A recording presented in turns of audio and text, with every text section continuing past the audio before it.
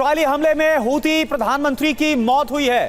Houthi प्रधानमंत्री अहमद अल रहावी की मौत हो गई इजरायल के हमले में प्रधानमंत्री समेत 10 मंत्री भी मारे गए। हूती प्रधानमंत्री की बैठक के दौरान यह अटैक हुआ। ये देखिए आप, जिस दौरान यह हमला हुआ और जिस हमले में हूती प्रधानमंत्री की मौत हुई है और साथ साथ 10 और मंत्री भी मारे गए हैं, उस हमले की तस्वीर आप देख पा रहे हैं।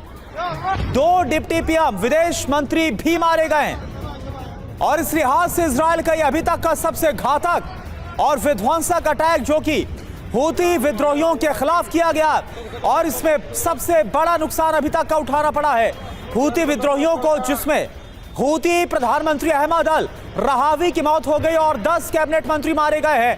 कई काफी बुरी तरह से जख्मी हो गए, घायल हुए हैं। जब हूती प्रधानमंत्री अपने मंत्रियों के साथ बैठक कर रहे थे उस दौरान यह अटैक हुआ और इस हमले में 2 डिप्टी पीएम विदेश मंत्री भी मारे गए हैं। और इस हमले के बाद अब इस बात की आशंका जाहिर की जा रही है कि हूती विद्रोहियों की तरफ से कोई बहुत बड़ा कदम अब इजरायल के खिलाफ उठाया जा सकता है। हूती विद्रोही और ज्यादा इजरायल के खिलाफ आक्रामक हो सकते हैं। तो ये उस हमले की तस्वीर है जो इस वक्त हम आपको दिखा रहे हैं, जब हूती प्रधानमंत्री अपने मंत्रियों के साथ बैठक कर रहे थे, चर्चा कर रहे थे, उसी दौरान इमारत पर यह अटैक होता है और उस हमले की तस्वीर आपके सामने देखिए। आग का कैसे एक बड़ा गोला, एक बड़ा मशरूम बनता हुआ आसमान की तरफ नजर आता है। तस्वीर आपके सामने है, हूती प्रधानमंत्री जिनकी मौत हुई और साथ साथ 2 डिप्टी पीएम भी मारे गए हैं। यानी कि हूती विद्रोहियों के जो टॉप लीडरशिप है, जो उनके शासक हैं, वो इसमें खत्म हुए हैं, उनकी मौत हुई है। और यह तस्वीर आपके सामने, बैठक के दौरान यह अटैक हुआ, 2 डिप्टी पीएम विदेश मंत्री भी इसमें मारे गए हैं। तो इजरायल की तरफ से यह बड़ा हमला और इस हमले में हूती प्रधानमंत्री की बैठक के दौरान मौत हो गई। इजरायल के एयर स्ट्राइक में हूती पीएम समेत 10 मंत्री मारे गए हैं और इसमें 2 डिप्टी पीएम भी शामिल हैं। सवाल यह उठता है कि हूती अब इसके बाद क्या कदम उठाएंगे। मनीष झा इस वक्त हमारे साथ लाइव जुड़े हुए हैं। मनीष, हालांकि इस वक्त आप अभी तियानजिन में मौजूद है जहां से एससीओ की हर एक अपडेट आपसे हम लेंगे, लेकिन यह बहुत बड़ा हमला हाल फिलहाल का इजरायल का, क्योंकि सबसे बड़ा नुकसान उठाना पड़ा है। हूती प्रधानमंत्री की मौत, क्या जानकारी? बिल्कुल, देखिए, इजरायल की तरफ से जो यमन पर हमला किया गया था शुक्रवार को, बृहस्पतिवार और शुक्रवार को, उस हमले में अब कंफर्म हो गया है कि हूती की जो टॉप लीडरशिप है वो पूरी तरह से सफाया हो गई है।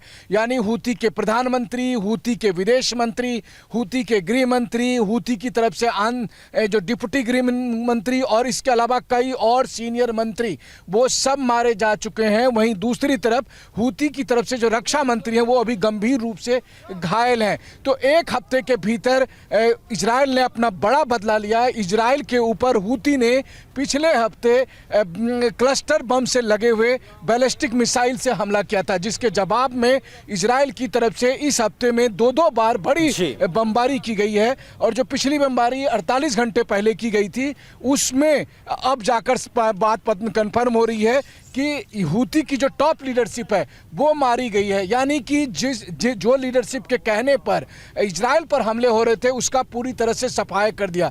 तो आप देखिए कि जब ईरान से जंग शुरू हुई थी उस वक्त किस तरीके से ईरान की जो टॉप मिलिट्री लीडरशिप है उसको इजरायल ने सफाया कर दिया था। हिजबुल्लाह की तमाम जो टॉप लीडरशिप है उसको मार दिया गया था। उसी तरह से हमास की टॉप लीडरशिप को मार दिया गया।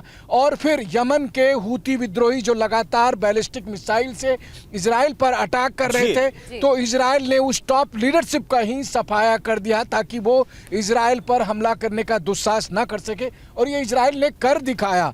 2000 किलोमीटर दूर से लगातार इजरायल और हूती के बीच में अक्टूबर 2023 के बाद से जंग चल रही थी और आखिरकार इजरायल को लगा कि अब समय आ गया है कि हूती की लीडरशिप को खत्म करना होगा, तभी यमन से इजरायल पर हमले रुकेंगे। और आईडीएफ की तरफ से बड़ी कार्रवाई की गई और जिसका परिणाम है कि अब खबर आ रही है कि यमन में कि हूती की जो टॉप लीडरशिप है वो खत्म हो जाए। देखिए, हम अपने दर्शकों को बता दें कि यमन की सरकार अलग है और हूती विद्रोहियों का जो संगठन है वो बिल्कुल, ठीक उसी बिल्कुल। तरह है जैसे लेबनान की सरकार अलग थी और हिजबुल्लाह की टॉप लीडरशिप अलग थी, उसी तरह यमन में चल रहा था। अब क्या पता, हो सकता है यमन की सरकार अंदर खाने इस बात से खुश हो रही होगी कि चलो हूतियों से जो है हूती विद्रोहियों से उनका छुटकारा मिला, लेकिन अभी फिलहाल यही है कि इजराइल के सामने जो सबसे बड़ी चुनौती साबित हो रही थी पिछले 2 साल से, हूती विद्रोहियों के संगठन में जितनी भी टॉप लीडरशिप थी उनको इजराइल ने मार गिराया है। और इसमें वहाँ के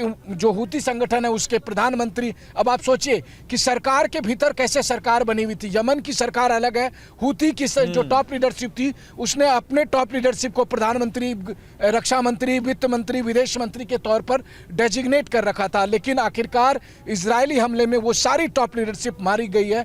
अब इसका हूतियों ने कहा है कि हूती विद्रोहियों ने कहा है कि हम बदला लेंगे। जाहिर है कि हूती विद्रोही की तरफ से भी फिर मिसाइल अटैक होंगे, लेकिन इजराइल ने अपने आखिरी दुश्मन जो उस रूप में है प्रॉक्सी के तौर पर उनका भी सफाया कर दिया है।